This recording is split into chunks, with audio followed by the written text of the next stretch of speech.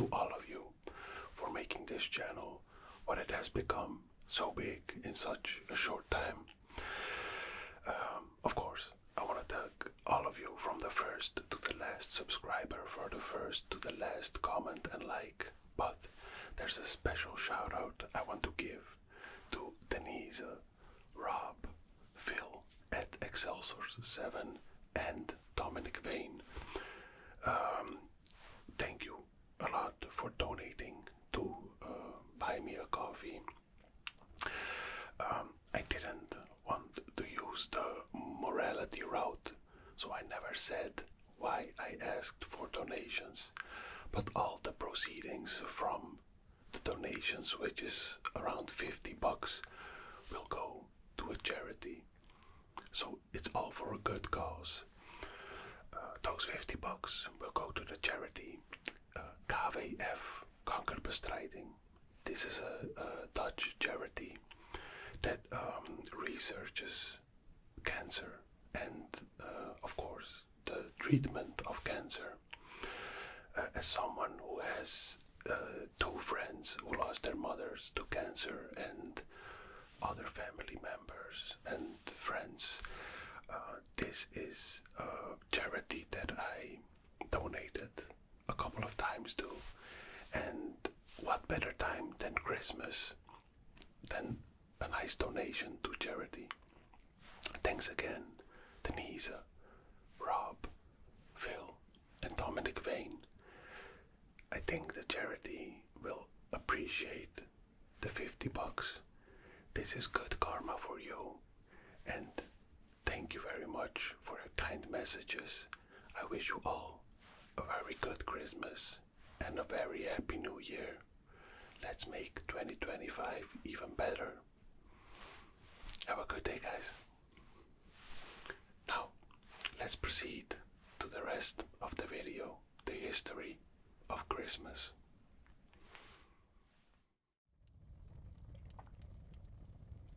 Hey, welcome, dear viewer. Today, we are going to talk about Christmas, about the history, the present, how it all started, the myths, and the legends. I hope you enjoyed the video. Take a seat and relax.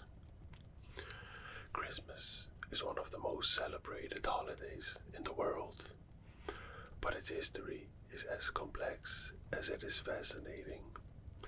To understand Christmas, we must travel far back in time to a period long before the birth of Christ. In ancient Rome, mid-December marked the festival of Saturnalia, honoring Saturn, the god of agriculture. For 7 days, Romans abandoned social norms. Masters served slaves, gambling was allowed, and revelry filled the streets. People exchanged small gifts like wax figures and candles, a custom that would later influence Christmas traditions. But Saturnalia wasn't the only winter celebration. In the cold, dark months of Northern Europe, the Norse celebrated Yule. This festival honored the sun's return as the days began to grow longer. Families burned a Yule log to chase away darkness, believing its ashes held special powers. The burning log became symbolic, representing warmth, light, and renewal, themes we still associate with Christmas. Fast forward to the early years of Christianity. In the 4th century of Rome, church leaders faced a challenge. How could they spread Christianity among pagan communities still devoted to their winter solstice traditions? Their solution was strategic: blend traditions. They chose December 25th to celebrate the birth of Christ, aligning it with Saturnalia and other solstice events. While the Bible does not mention the exact date of Jesus' birth, this timing helped Christianity gain acceptance. However, Christmas wasn't always embraced. In medieval Europe, the holiday's rowdy, carnival-like nature often clashed with religious values. Revelers would dress in costumes, go door to door, demanding food or drink, and sometimes engage in behavior that resembled Saturnalia more than Christian worship.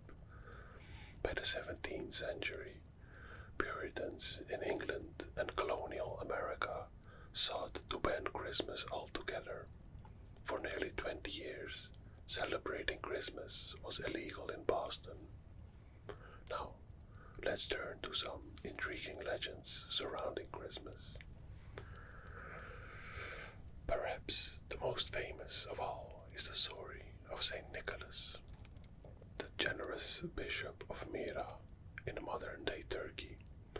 Nicholas was known for secret acts of kindness, such as dropping gold coins down the chimney of struggling families. One legend tells of a poor father with 3 daughters who could not afford dowries for their marriages. Nicholas tossed bags of gold into their home at night, saving them from ruin. Over time, his reputation for giving grew, eventually inspiring the figure we now call Santa Claus. But Santa's journey from saint to jolly gift giver isn't straightforward. In 1823, the poem A Visit from St. Nicholas, better known as The Night Before Christmas, transformed St. Nicholas into a magical, cheerful figure who traveled in a sleigh pulled by reindeer. By the late 19th century, illustrator Thomas Nast solidified Santa's modern image. The red suit, the white beard, and twinkling eyes. Of course, the legends don't end there. Have you heard of Krampus? In Alpine folklore, Krampus is the dark counterpart to Saint Nicholas. While Nicholas rewards good children, Krampus punishes the naughty. With his horns, chains, and menacing appearance, he remains a chilling figure in European holiday traditions. Some towns in Austria and Germany still hold Krampus parades, blending fear and celebration in a way that contrasts starkly with the warmth of modern Christmas. Another lesser-known story comes from Iceland, where the holiday season features the Yule lads, 13 mischievous trolls who visit homes in the 13 nights leading up to Christmas. Each lad has a distinct personality, like spoon licker, door slammer, and sausage swiper. They leave small gifts for well-behaved children, or rotten potatoes for the naughty ones. The lad's mother, Grilla, is far scarier, a giantess who supposedly eats misbehaving children. As we move closer to modern Christmas, many of the symbols we know today were shaped by cultural influences. For example, the tradition of the Christmas tree began in Germany, where families decorated evergreens with candles, apples, and sweets.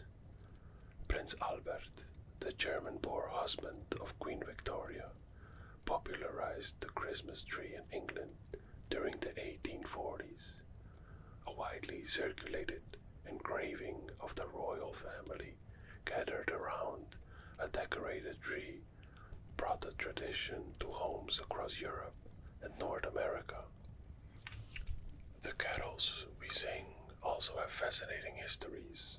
Silent Night, one of the most beloved Christmas hymns, was first performed in 1818 in a small Austrian church. Legend has it that the organ was broken, so the priests and the organist wrote a simple melody. For guitar accompaniment, the song's universal message of peace has made it a timeless classic. And who could forget the Christmas truce of 1914, one of the most extraordinary stories of the holiday's power. During World War I, soldiers on both sides of the Western Front laid their weapons on Christmas Eve. They emerged from trenches, exchanged greetings, and even played soccer. For a brief moment, the spirit of Christmas transcended the horrors of war. Yet, it's not just about its history or legends. It's a tapestry of traditions that continue to evolve. In Japan, for instance, Christmas has taken on a unique twist. It's not a religious holiday there, but a commercial celebration. One quirky tradition involves eating fried chicken, thanks to a highly successful marketing campaign by KFC in the 1970s. In Mexico, Las Posadas reenacts Mary and Joseph's search for shelter, with communities gathering for processions, songs, and feasts. In the Philippines, the holiday season lasts for months, with festivities beginning as early as September. Their giant lantern festival, featuring intricate, glowing designs, is one of the most spectacular Christmas displays in the world. Despite these diverse interpretations, one thing remains constant: the message of hope, generosity, and connection. Whether through ancient solstice fires, the story of a saint's kindness, or a simple meal shared with loved ones, Christmas reminds us of the light we can bring to the darkest times. As we reflect on this rich history, we are reminded that Christmas isn't just a holiday, it's a celebration of humanity's enduring spirit, a reminder that in every culture, during every era, we have sought ways to come together, to share, and to believe in something greater than ourselves. For me, Christmas is a time to spend with my family and friends, no matter the religion, the race, the color, the financial status. It's a time in which you come together, eat and drink together, exchange gifts, big or small, doesn't matter. It's a time in these dark days that you know that you have each other, in which you put up the lights, a Christmas tree, you eat fine meats and other tasty things, you drink fine stuff, a lot of tea, of course. It's the weather, it's a bit colder, and it's a lot more darker the days, a lot less sunshine. So you do feel that you do need to be there for other people's, like you expect others to be there for you. And those are the important days and months, the Christmas and the New Year. I don't celebrate New Year like I used to when I was younger, but I do appreciate it to have ended another year, another chapter. I wish you guys all the best in life. I wish you a Merry Christmas and a Happy New Year, and I hope all your wishes come true. You can't always have the positives, because the negatives come together with the positives, the yin and the yang, the good and the bad. But let's work together and towards a better future, a better year, and be proud of ourselves. See you in the next video, guys. Bye bye.